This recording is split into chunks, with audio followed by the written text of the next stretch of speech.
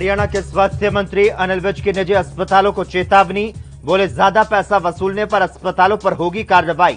पारस अस्पताल के मामले में बनाई गई कमेटी। हरियाणा में ब्लैक फंगस का हमला बढ़ा, 14 जिलों में 268 केस और 8 की मौत। सरकार बोली टोसी लिजुमैम की खरीद के लिए निकालेंगे ग्लोबल टेंडर। उर्मीत राम रहीम को मिली पैरोल, सुनारिया जेल से निकलकर कड़ी सुरक्षा में गुरुग्राम ले जाया गया। आवेदन में दिया मां की बीमारी का हवाला। और हरियाणा में आज खत्म होगा तौकते का असर, रात में गरज के साथ बरसे बादल, सुबह बादलों में छिपे दिखे सूर्यदेव। कल से गर्मी दिखाएगी तेवर।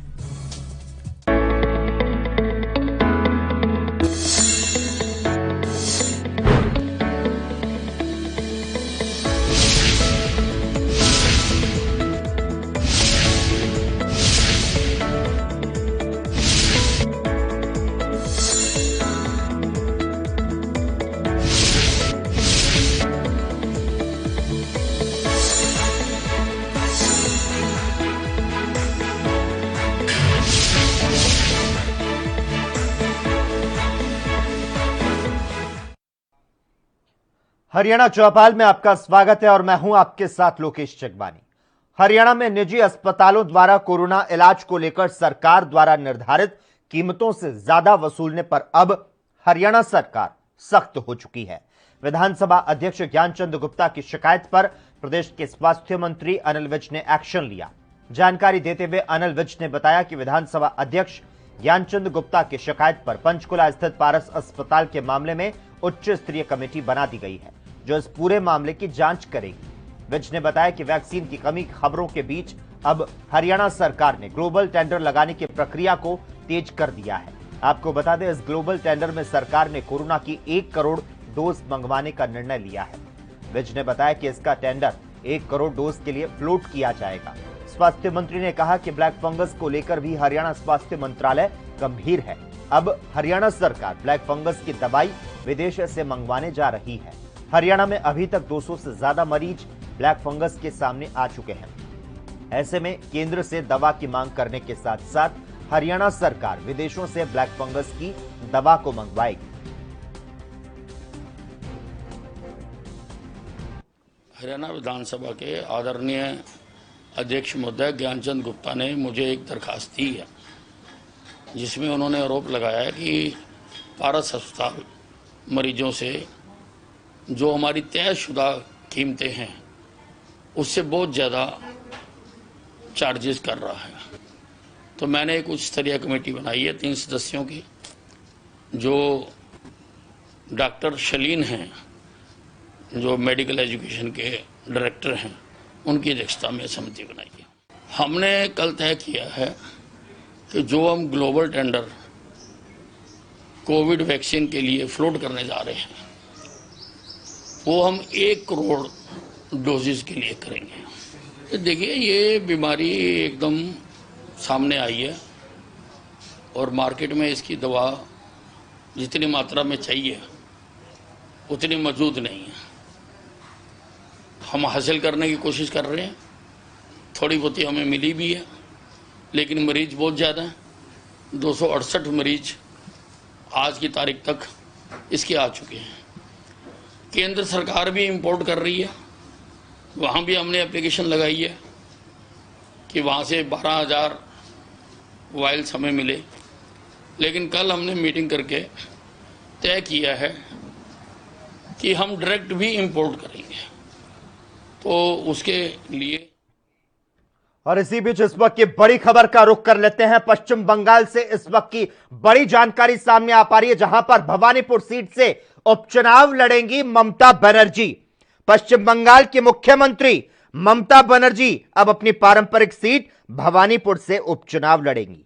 हाल ही में विधानसभा चुनावों में ममता बनर्जी नंदीग्राम से लड़ी थी, लेकिन बीजेपी के शुभेंदु अधिकारी से हार गई थी। और अब भवानीपुर से विधायक और टीएमसी नेता शोभन देव चटर्जी ने जो इस्तीफा दे दिया है, उनका जो इस्तीफा है वो स्वीकार करते हुए विधानसभा स्पीकर विमान बनर्जी ने कहा कि मैंने शोभन देव चटर्जी से पूछा कि कहीं उन्होंने दबाव में तो इस्तीफा नहीं दिया। और इस पर अब जो बड़ी जानकारी मिल पा रही है, ममता बनर्जी यानी कि पश्चिम बंगाल की मुख्यमंत्री अपनी पारंपरिक सीट भवानीपुर से उपचुनाव लड़ेंगी। यह बड़ी जानकारी सामने निकलकर आ रही है। टीएमसी विधायक शोभन देव ने इस्तीफा दे दिया है। पश्चिम बंगाल की मुख्यमंत्री ममता बनर्जी अपनी पारंपरिक जो सीट कही जाती है भवानीपुर, वहां से उपचुनाव लड़ेंगी। हाल ही में विधानसभा चुनावों में ममता बनर्जी नंदीग्राम से लड़ती नजर आई, लेकिन बीजेपी के शुभेंदु अधिकारी से ममता बनर्जी हार गई थीं। यह बड़ी जानकारी सामने निकलकर आ रही है। भवानीपुर से विधायक और टीएमसी के नेता शोभन देव चटर्जी ने इस्तीफा दे दिया है और पश्चिम बंगाल के मुख्यमंत्री ममता बनर्जी अब भवानीपुर से उपचुनाव लड़ेंगी।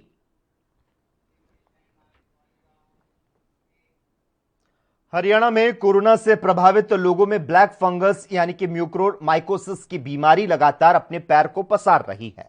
बीमारी का असर राज्य के 14 जिलों में सबसे ज्यादा है। पिछले 24 घंटे के दौरान राज्य में ब्लैक फंगस के 48 नए केस आने के साथ विभिन्न अस्पतालों में उपचाराधीन मरीजों की संख्या बढ़कर 268 हो गई। इन मरीजों में से 24 के लिए स्वास्थ्य विभाग की टेक्निकल कमेटी ने 4-4 इंजेक्शन की उपलब्धता कराई। राज्य में ब्लैक फंगस से 8 लोगों की मौत हुई है।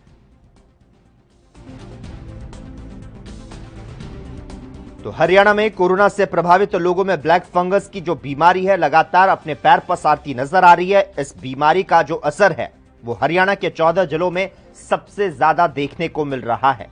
पिछले 24 घंटों की अगर बात कर लें तो हरियाणा में ब्लैक फंगस के 48 नए केस आने के साथ ही विभिन्न अस्पतालों में उपचाराधीन मरीजों की जो संख्या है वो अब बढ़कर 268 तक पहुंच चुकी है। इन मरीजों में से 24 के लिए स्वास्थ्य विभाग की टेक्निकल कमेटी ने 4-4 इंजेक्शन की उपलब्धता कराई है। हरियाणा में ब्लैक फंगस से अब तक 8 लोगों की मौत की जानकारी सामने आई है। हरियाणा के मुख्य सचिव विजय वर्धन ने 5G से कोरोना होने की अफवाहें फैलाने वालों के खिलाफ सख्त कार्रवाई करने के निर्देश दिए। मुख्य सचिव ने सभी डीसी और एसपी को लिखे पत्र में कहा कि 5G से कोरोना होने के कोई साक्ष्य नहीं। इस तरह की अफवाह फैलाकर कुछ असामाजिक तत्व 5G टावर को नुकसान पहुंचा रहे हैं। इसीलिए टेलीकॉम इंफ्रास्ट्रक्चर की सुरक्षा सुनिश्चित की जाए। उन्होंने बताया कि विश्व स्वास्थ्य संगठन ने यह स्पष्ट कर दिया कि 5G की टेस्टिंग से कोरोना फैलने का कोई संबंध नहीं। अभी देश में 5G की टेस्टिंग शुरू नहीं हुई। इस तरह की भ्रांतियां सोशल मीडिया पर जनता को गुमराह करने के लिए फैलाई जा रही है। केंद्रीय सूचना एवं प्रसारण मंत्रालय के अनुसार इन अफवाहों का कोई वैज्ञानिक आधार नहीं है। इसीलिए सभी डीसी, एसपी इस तरह की अफवाहें फैलाने वालों के खिलाफ अपने अपने अधिकार क्षेत्र में कड़ी कार्रवाई करें।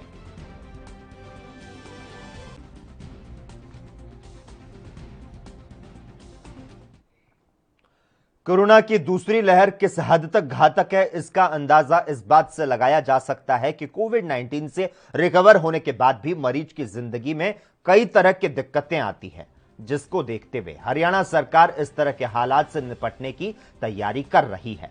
हरियाणा के गृह एवं स्वास्थ्य मंत्री अनिल विज ने बड़ी जानकारी देते हुए बताया कि प्रदेश में उमंग के नाम से पोस्ट कोरोना केयर सेंटर की शुरुआत होने जा रही है और यह सुविधा सरकारी अस्पताल के साथ साथ प्रदेश में तमाम बड़े अस्पतालों में दी जाएंगी। जानकारी देते हुए उन्होंने बताया कि कोरोना के मरीज ठीक हो जाने के बाद भी दिक्कतों का सामना कर रहे हैं। ऐसे में सरकार ने उनके रखरखाव की तैयारी कर ली है। देखने में आया है कि कोरोना के मरीज ठीक हो जाने के बाद उनको बहुत बड़ी दिक्कतें आ रही हैं। हमने फैसला किया है कि हम अपने सरकारी हर बड़े अस्पताल में पोस्ट कोरोना केयर सेंटर उमंग के नाम से चलाएंगे। बकायदा एक कमरा इसके लिए निर्धारित किया जाएगा। वहाँ पर डॉक्टरों की ड्यूटी लगाई जाएगी। जो जो बीमारियाँ इसके बाद हो रही हैं उसके लिए उसे मनोवैज्ञानिक को भी रखा जाएगा। खबरों का सिलसिला लगातार जारी रहेगा। हम रुकते हैं एक छोटे से ब्रेक के लिए, जल्द हाजिर होते हैं।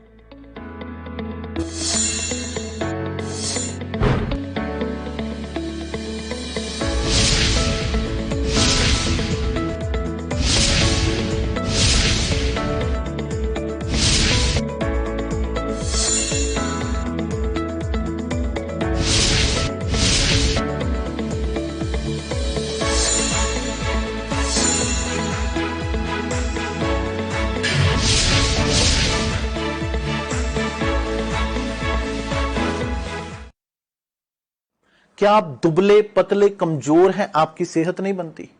भूख कम लगती है, वजन नहीं बढ़ता? दरअसल मेन बात खाना पीना खाना नहीं है, मेन बात है खाया पिया लगना। और अगर खाया पिया लगेगा ही नहीं तो सेहत बनेगी कैसे? इसलिए हमारी संस्था सन्यासी आयुर्वेदा ने एक ऐसी दवा बनाई है जो कि आपके पाचन तंत्र को, आपके लीवर सिस्टम को ठीक करने का काम करती है, ताकि आप जो भी खाएं उसका पूरे का पूरा निचोड़ आपके शरीर को लगे, आपकी भूख बढ़े, खाया पिया सही से लगे, नया खून बने, हड्डियों में जान आए, वजन बढ़े, ताकत बढ़े, चेहरे पर नूर आए और आप मोटे तगड़े खूबसूरत पर्सनैलिटी के मालिक बन जाएं। यह दवा पूरी तरह से आयुर्वेदिक होती है। इसका शरीर पर कोई भी साइड इफेक्ट, कोई भी नुकसान या दुष्प्रभाव नहीं होता। लड़के लड़कियां दोनों इसका इस्तेमाल कर सकते हैं और पहले 15 दिन के अंदर ही आपको इसका असर महसूस हो जाएगा। सिर्फ 650 रुपए की पूरे 1 महीने की दवा होती है और आप इसे घर बैठे 01145454545 पर फोन करके दवा मंगवा सकते हैं।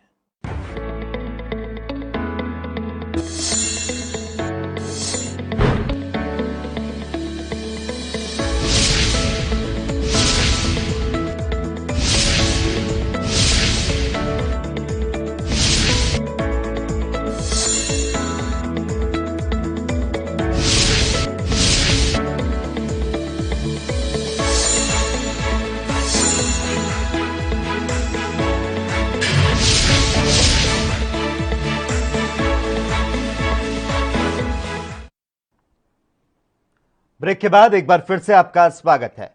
फरीदाबाद के जिलाधीश यशपाल ने बताया कि कोविड-19 वैश्विक महामारी अधिनियम के तहत ऐसे अनाथ बच्चे जिनके माता पिता की कोरोना के कारण मौत हो गई है, उन अनाथ बच्चों की देखभाल और संरक्षण के लिए अधिनियम 2015 और मॉडल नियम 2016 के तहत सरकार की तरफ से तत्काल सहायता और पुनर्वास की व्यवस्था करने का प्रावधान किया गया है। जिलाधीश यशपाल ने जिले में यह आदेश पारित किए हैं कि बिना कानूनी प्रक्रिया के कोई भी दंपति बच्चों को गोद ना ले। अगर ऐसा करते हैं तो वे लोग जिले में अवैध गोद प्रक्रिया को बढ़ावा दे रहे हैं। ऐसे लोगों के खिलाफ सख्त कानूनी कार्रवाई अमल में लाकर किशोर न्याय बाल संरक्षण अधिनियम 2015 की धारा 80 के तहत 3 साल की सजा और 1 लाख रुपए की धनराशि का प्रावधान किया गया है। उन्होंने बताया कि जिला बाल संरक्षण कार्यालय बच्चों की सहायता के लिए है। कोई बच्चा किसी भी संकट और शारीरिक या फिर मानसिक रूप से पीड़ित है तो कोई भी व्यक्ति इसकी जानकारी जिला बाल संरक्षण कार्यालय चाइल्ड हेल्पलाइन नंबर, महिला बाल संरक्षण हेल्पलाइन नंबर पर दे सकता है। तो साथ ही उन्होंने कहा कि जानकारी देकर जिले में बच्चे को मानव तस्करी से बचाया जा सकता है।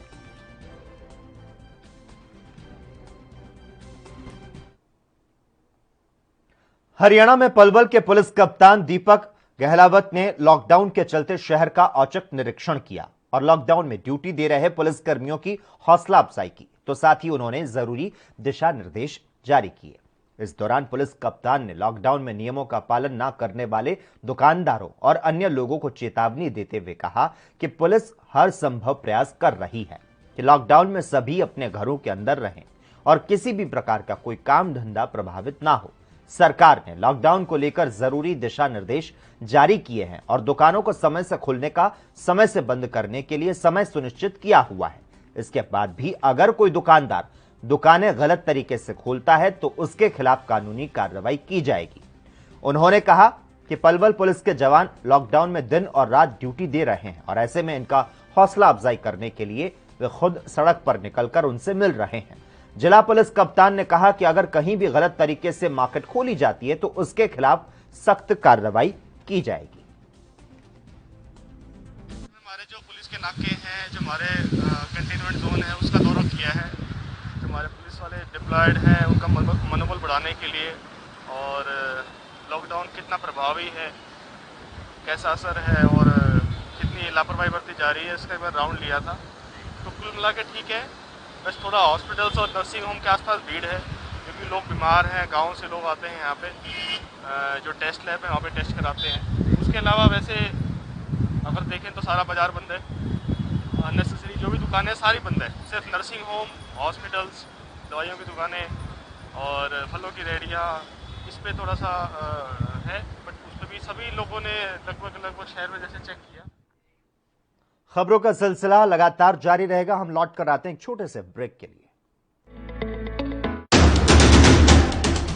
राष्ट्र धर्म रात 8 बजे सिर्फ ANB न्यूज पर। तेज बुखार, खांसी, जुकाम व गले में खराश जैसे लक्षण दिखते ही कोरोना की जांच करानी चाहिए। जांच रिपोर्ट का इंतजार किए बिना अपने चिकित्सक से परामर्श कर दवाओं का सेवन शुरू कर देना चाहिए। लक्षण दिखते ही जरूरी है कि होम आइसोलेशन का पालन किया जाए, जिससे परिवार के दूसरे सदस्यों में संक्रमण न फैले। घर में भी मास्क पहने, हाथों को साबुन या सैनिटाइजर से साफ रखें और 2 गज की दूरी का पालन करें। कोविड बीमारी में 99% of the time disease mild होती है और सारे 99% पेशेंट जो हैं रिकवर कर जाते हैं। 1% ही ऐसे पेशेंट हैं जिसमें डिजीज सीवियरिटी बढ़ती है और ऑक्सीजन की जरूरत पड़ती है।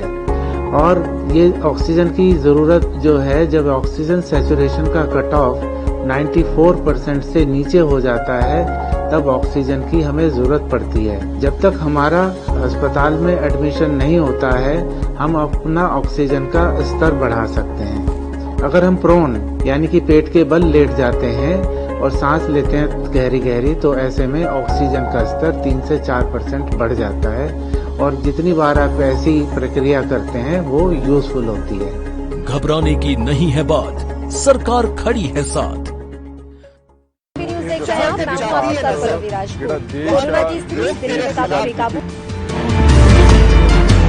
खबरनामा, खबर से असरता। क्या आप दुबले पतले कमजोर हैं? आपकी सेहत नहीं बनती, भूख कम लगती है, वजन नहीं बढ़ता। दरअसल मेन बात खाना पीना खाना नहीं है, मेन बात है खाया पिया लगना। और अगर खाया पिया लगेगा ही नहीं तो सेहत बनेगी कैसे? इसलिए हमारी संस्था सन्यासी आयुर्वेदा ने एक ऐसी दवा बनाई है जो कि आपके पाचन तंत्र को, आपके लीवर सिस्टम को ठीक करने का काम करती है, ताकि आप जो भी खाएं उसका पूरे का पूरा निचोड़ आपके शरीर को लगे, आपकी भूख बढ़े, खाया पिया सही से लगे, नया खून बने, हड्डियों में जान आए, वजन बढ़े, ताकत बढ़े, चेहरे पर नूर आए और आप मोटे तगड़े खूबसूरत पर्सनैलिटी के मालिक बन जाएं। यह दवा पूरी तरह से आयुर्वेदिक होती है। इसका शरीर पर कोई भी साइड इफेक्ट, कोई भी नुकसान या दुष्प्रभाव नहीं होता।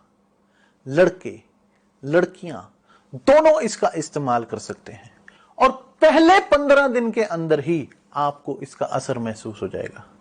सिर्फ 650 रुपए की पूरे 1 महीने की दवा होती है और आप इसे घर बैठे 01145454545 पर फोन करके दवा मंगवा सकते हैं।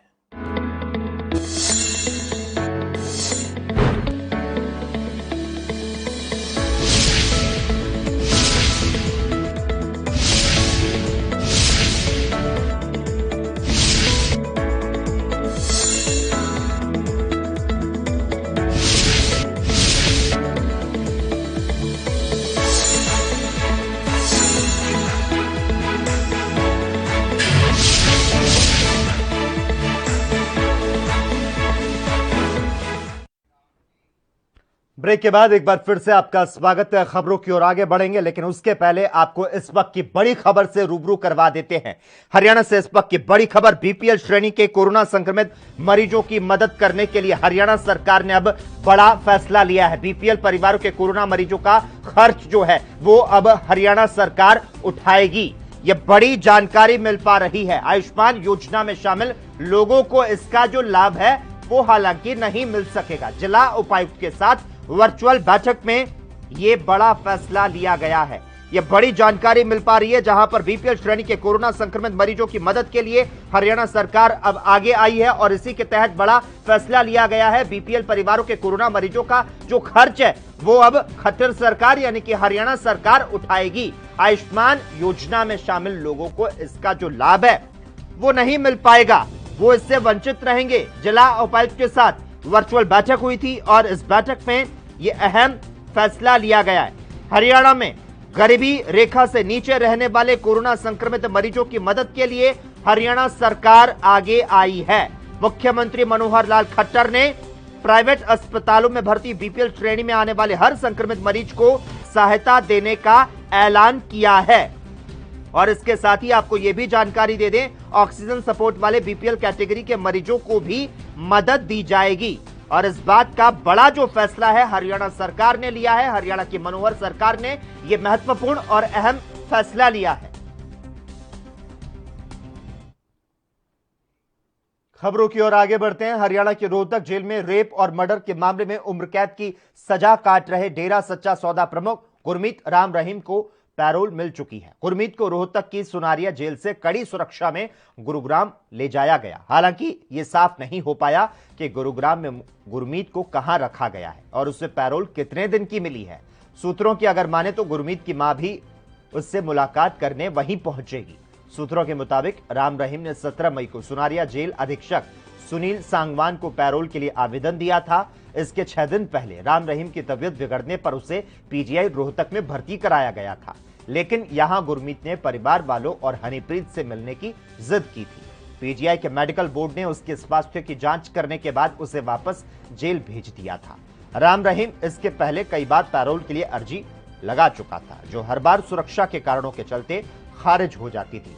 हालांकि पिछले साल राम रहीम की मां की तबीयत बिगड़ने पर मेदांता गुरुग्राम में दाखिल हुई थी। उस वक्त राम रहीम को एक दिन की पैरोल गुप्त तरीके से दी गई। उसे गोपनीय तरीके से मेदांता उसकी मां से मिलवाने के लिए ले जाया गया, लेकिन इस बात को लेकर हरियाणा सरकार की काफी किरकिरी हुई थी।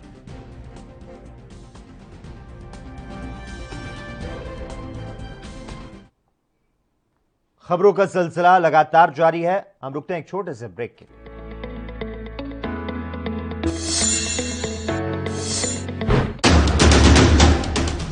राष्ट्र धर्म रात 8 बजे सिर्फ ANB न्यूज पर।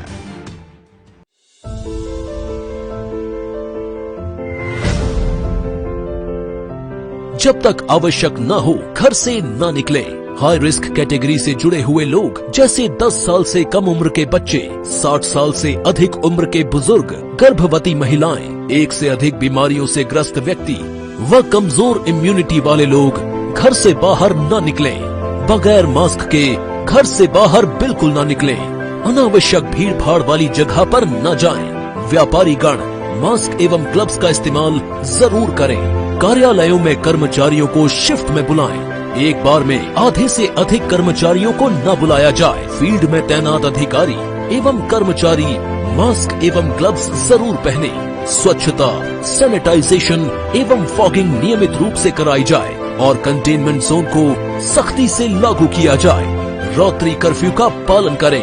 कोरोना की लड़ाई में शामिल योद्धाओं का सहयोग एवं सम्मान करें।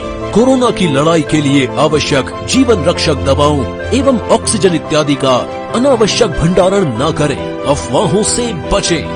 18 वर्ष से अधिक आयु के नागरिक 1 मई 2021 से निशुल्क टीकाकरण करा सकेंगे। आइए टीकाकरण के इस महाअभियान में हम सभी अपना योगदान दें। 28 अप्रैल 2021 से पंजीकरण शुरू। घबराने की नहीं है बात, सरकार खड़ी है साथ।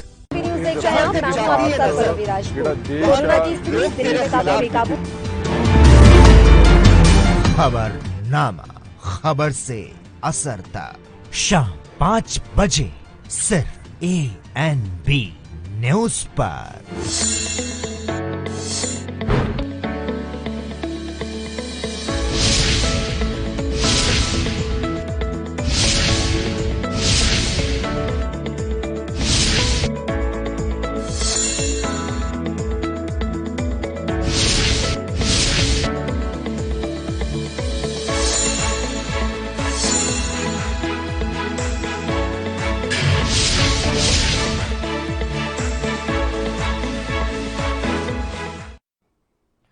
ब्रेक के बाद एक बार फिर से आपका स्वागत है। 1 मई से भारत सरकार द्वारा 18 से 44 आयु वर्ग के लोगों को कोरोना वैक्सीन लगाने की प्रक्रिया शुरू की गई थी, लेकिन हरियाणा में यह प्रक्रिया 4 मई से शुरू हुई। उसके बावजूद आमजन को कोरोना वैक्सीन लगवाने में भारी परेशानियों का सामना करना पड़ रहा है।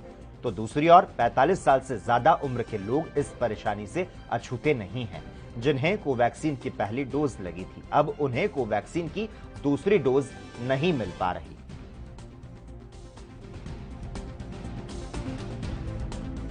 उसके लिए मैं अम्बाला वासियों को ये बताना चाहती हूँ कि जैसे ही हमारे पास 18 to 44 का नेक्स्ट स्लॉट आएगा तो हम स्लॉट्स ओपन करते हैं ऑन cowin.gov.in पर।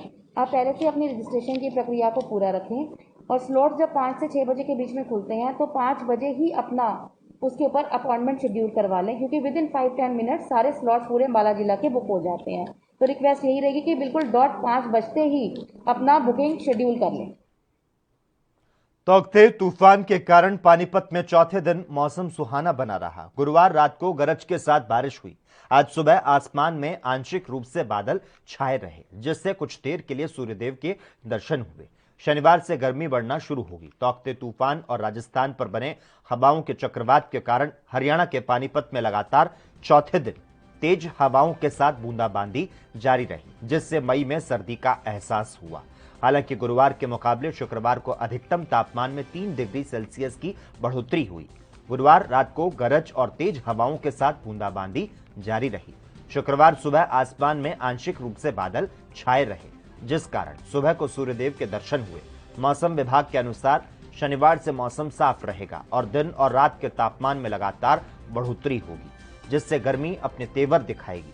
मौसम वैज्ञानिक दुबे ने बताया कि 4 दिन के बाद हरियाणा में तौकते तूफान और राजस्थान पर बने चक्रवात का असर कम होगा। अब तूफान और चक्रवात का असर दिल्ली और उत्तर प्रदेश के पश्चिमी हिस्सों पर अपना असर दिखाएगा। और इसी के साथ ही हरियाणा चौपाल में बस इतना ही। तमाम अहम खबरों के लिए लगातार आप जुड़े रहिए ANV न्यूज के साथ।